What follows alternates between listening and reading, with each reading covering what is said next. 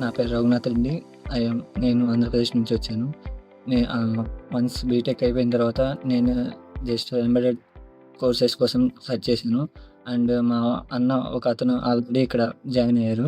ఆయన నాకు చెప్పారనమాట. ఎంఎస్‌సి ఎలా ఉంటది? స్టాఫ్ ఎట్లా టీచ్ చేస్తారు? ప్రతిదీ ఎక్స్‌ప్లెయిన్ చేశారు. అన్న రెఫరెన్స్ ద్వారా నేను ఇక్కడ జాయిన్ అయ్యాను.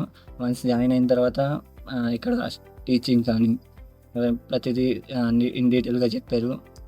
దానివల్ల ఇప్పుడు నేను ఒక కంపెనీలో జాబ్ కొట్టగలిగాను. జీఎల్ కమ్యూనికేషన్స్‌లో ఫైనల్‌గా నాకు జాబ్ వచ్చింది.